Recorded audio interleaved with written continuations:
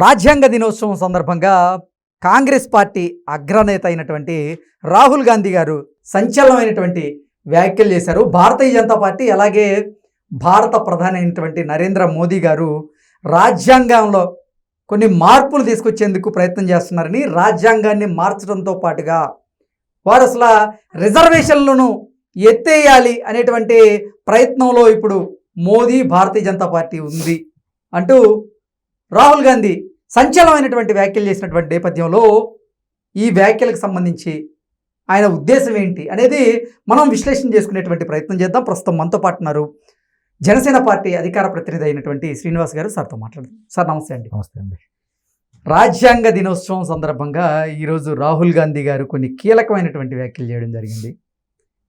భారత రాజ్యాంగాన్ని మార్చాలని భారతీయ జనతా పార్టీ అలాగే మోదీ గారు ప్రయత్నం చేస్తున్నారు. దాంతో పాటుగా రిజర్వేషన్లు ఎత్తివేయాలి అని మోదీ గారు భారతీయ జనతా పార్టీ ప్రయత్నం చేస్తుంది అంటూ రాహుల్ గాంధీ వ్యాఖ్యలు చేశారు. ఏంటి సార్, దీన్ని ఎలా చూడాలి మనం?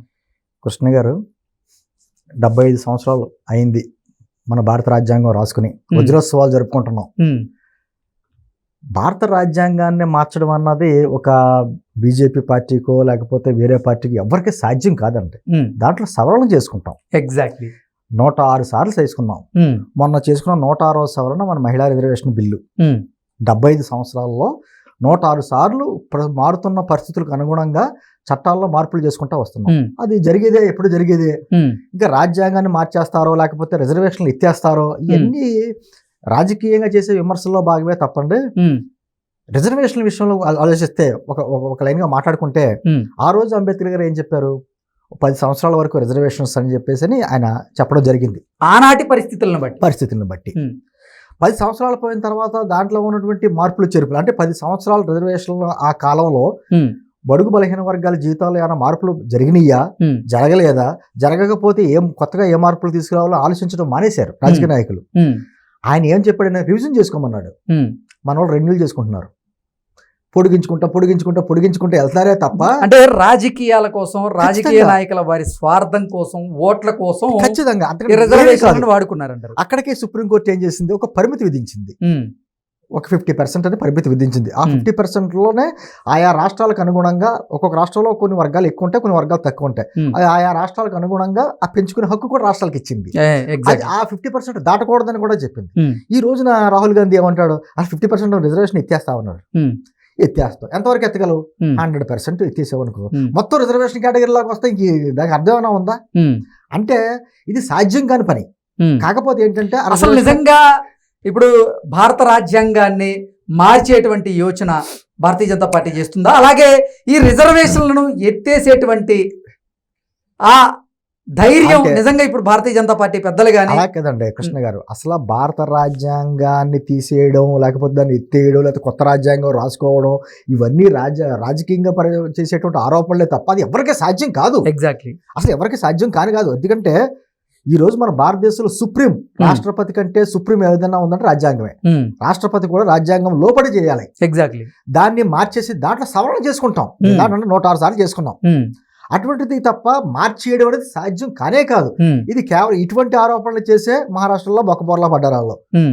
నేను అంటుంది ఇవన్నీ ఏంటంటే తాత్కాలికంగా ఓట్లు కొనుగోలు చేసేటువంటి కార్యక్రమమే తప్ప అంతకు మించి రాజ్యాంగం విషయంలో ఎవరో కూడా ఏమీ చేయలేరు. ఎవరు ఏం చేయలేరు.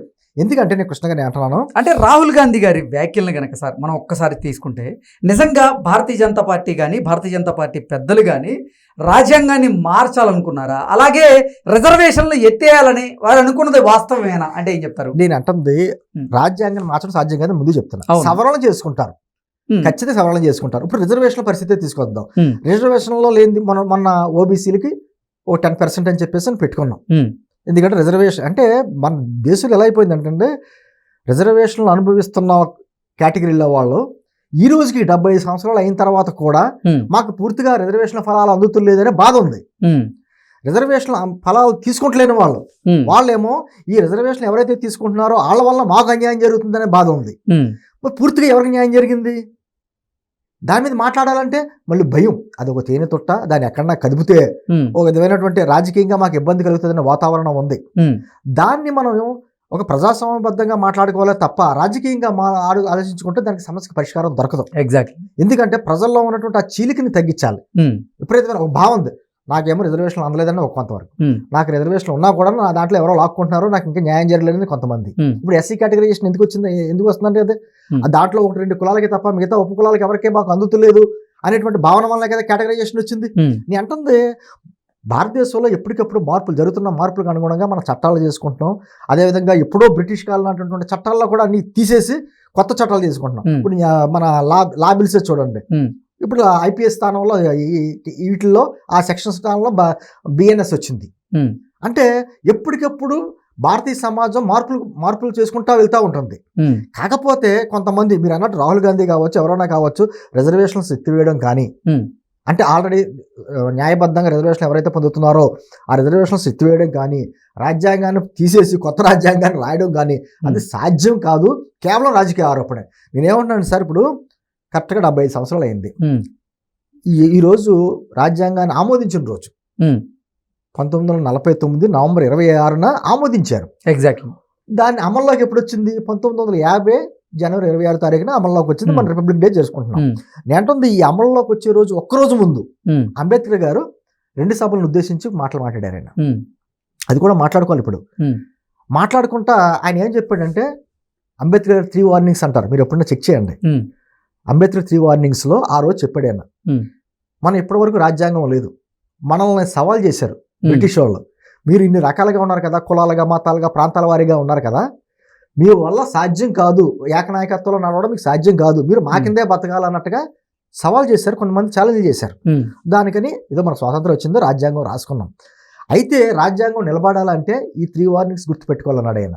మొట్టమొదటి వార్నింగ్ ఏంటి? ఇప్పటి వరకు మనం వలస పాలనలో ఉన్నాం కాబట్టి ఇప్పటి వరకు మనం ఏదైనా సాధించుకోవాలంటే ఆమరణ నిరాహార దీక్షలు, రాస్తారోకోలు, లేకపోతేనేమో ఈ బంధులు, ఇటువంటిది అప్రజాస్వామికం, అవి ఒక విధమైనటువంటి యాంటీ డెమోక్రటిక్ పద్ధతులు అవి. కానీ ఇప్పటి నుంచి మన పోరాటాలు రాజ్యాంగబద్ధంగా ఉండాలన్నాడు. జరుగుతుందా కృష్ణ గారు? ఏదన్నా మాట్లాడాలంటే రోడ్లు ఎక్కేస్తారు. అది ప్రజాస్వామ్య హక్కు అంటారు. మళ్ళీని ప్రజాస్వామ్య ఏంటంటే ప్రజల్ని అన్ని రకాలుగా ఇబ్బందులు పెడతారు, రైళ్లు బస్సులు నాపేస్తారు. ఓ పక్క నుంచి అంబేద్కర్ గారికి దండలేస్తాం మనం. కానీ అంబేద్కర్ గారు చెప్పింది ఎవరన్నా పాటిస్తాడా? కేవలం అంబేద్కరిస్టులు అని చెప్పుకునే వ్యక్తులు కూడా వాళ్ళ పోరాట పద్ధతులు ఇలాగే ఉంటాయి. మరి అంబేద్కర్ ఏం చెప్పారు వీళ్ళకి తెలియదు. ఎందుకనే అంబేద్కర్ గారు అంటే వాళ్ళ దృష్టిలో ఏంటంటే మాకు రిజర్వేషన్లు ఇచ్చాడు, అందులో దేవుడు.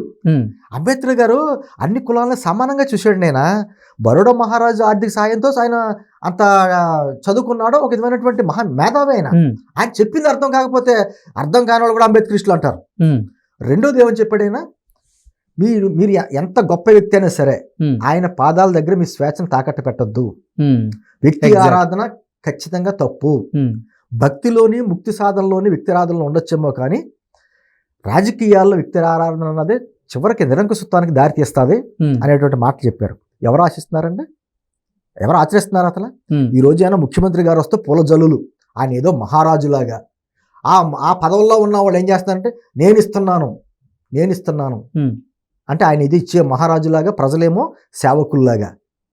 ఈ రోజుకి ఎవరన్నా అంబేద్కర్కి చెప్పిన వాడిని ఎవరన్నా మనం పాటిస్తున్నామా? వదిలేదు. 3వ హెచ్చరిక, రాజకీయాల్లోనే కాదు డెమోక్రసీ అన్నది సామాజికంగా కూడా ఉండాలి అన్నాడు ఆయన. ఎక్కడ జరుగుతుందండి ఈ రోజున? మన న్యాయ వ్యవస్థలో కూడా, న్యాయ వ్యవస్థనే కాదు ఎక్కడైనా సరే, డబ్బున్న ఒకలాగా, అధికారంలో ఉన్నవాడికి ఒకలాగా, చిన్న చిన్న గ్రామాలు అయితే పెద్ద కులం ఉన్నవాడికి ఒకలాగా. ఎగ్జాక్ట్. అంటే ఇన్ని రకాల వ్యత్యాసాలు 75 సంవత్సరాల తర్వాత కూడా ఉన్నాయి. అంటే అంబేద్కర్ గారు ఎన్నో చెప్పాడండి ఆ రోజు ఆయన స్పీచ్. అంటే అంబేద్కర్ గారు కళ్ళగని రాసినటువంటి రాజ్యాంగం ఏదైతే ఉందో అది నిజంగా ఇప్పుడు లేదంటారు. అది కూడా చెప్పాడేనా, రాజ్యాంగం ఎక్కడన్నా ఫెయిల్ అవుతే అది రాజ్యాంగం తప్పు కాదు, వ్యక్తులు తప్పు, ఆ రాజ్యాంగాన్ని అమలుపరిచేటువంటి వ్యక్తులు తప్పు, పాలకులు తప్పు అన్నాడు. అదే సందర్భంలో కొన్ని ఉదాహరణలు చెప్పాడు. మన భారతదేశానికి స్వతంత్ర భారతదేశం మనది కోల్పోయాం, మనం ఈరోజు సాధించుకున్నాం. రాజ్యాంగాన్ని కానీ ఈ రాజకీయ పార్టీలు వారి సిద్ధాంతాలకే ఎక్కువ ప్రాముఖ్యత ఇస్తే రాజ్యాంగం కంటే మనం మరోసారి స్వాతంత్రాన్ని కోల్పోతామన్నాడు ఆయన. ఈ రోజున ఇంకా కోల్పోయిన పరిస్థితిలోనే ఉంది. అది అనేక సందర్భ ఉదాహరణ చెప్పాడండి. మన భారతదేశంలోనే సపోజ్ శివాజీ గారు ఉన్నాడు, ఆయన చెప్పిన మాటలే. శివాజీ గారు హిందువులను ఐక్యం చేయడానికి పోరాటం చేస్తే ఆయనకి వ్యతిరేకంగా మరాఠా పాలకులు లేకపోతే కొంతమంది రాజస్థానీలు కొంతమంది ఉన్నారు రాజపుతులు, వాళ్ళు మొఘలులకు అనుకూలంగా పనిచేశారు. అదే సందర్భంలోని పృథ్వీరాజు నాడు మహారాజు, అతన్ని ఓడగొట్టాలని చెప్పేసి ఖచ్చితంగానే ఒక ముస్లిం మహారాజుని తీసుకొచ్చాడు అక్కడ ఉన్నటువంటి రాజు. ఎవరిని? ఈయన్ని ఓడగొట్టడానికి. అంటే ఇక్కడున్న వాళ్ళే సాయం చేశారు. మన భారతదేశం వలస పాలకుల చేతిలోకి వెళ్ళిపోవడానికి కారణం ఇక్కడున్న వాళ్ళే.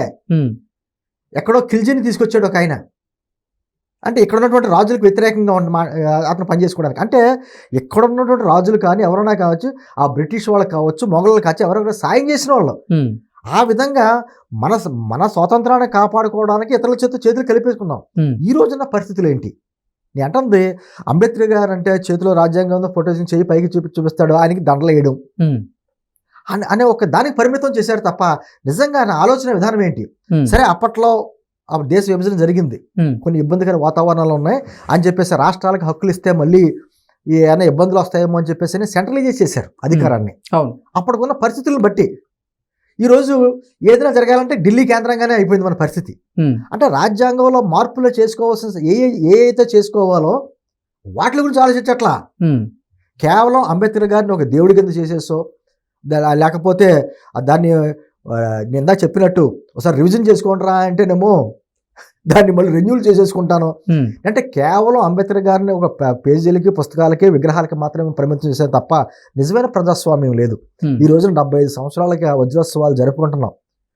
గాంధీ గారు అన్నాడండి, రాజ్యాంగం రాసుకుంటాం గొప్ప కాదు, ఆ రాజ్యాంగ ఫలాలు చిట్ట చివరి పౌరుడికి కూడా అందాలి, అప్పుడే నిజమైన రాజ్యాంగం. మరి నిజంగా చిట్ట చివరి పౌరుడికి ఈరోజు ఉందా? మీరు చూడండి, చట్టంలో ఉన్న లోపాలను కూడా అనుకూలంగా చేసుకుని ఎంతో మంది ఈ రోజున అసలు జైలుకి కూడా వెళ్ళకుండా, అంటే ఇష్టం వచ్చిన బయట తిరుగుతున్నారు. వాళ్ళకి ఎన్నో పదవులను అనుభవిస్తున్నారు.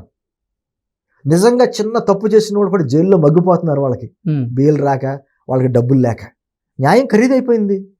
ప్రజాస్వామ్యం ఏంటంటే ఆ డెమోక్రటిక్ వాల్యూ ఎక్కడున్నాయి? ఏదైనా మాట్లాడితే అంటే స్వేచ్ఛకి బరిదిగింపుకి మధ్యలో ఉన్నటువంటి గీతను అర్థం చేసుకోలేకపోతున్నారు.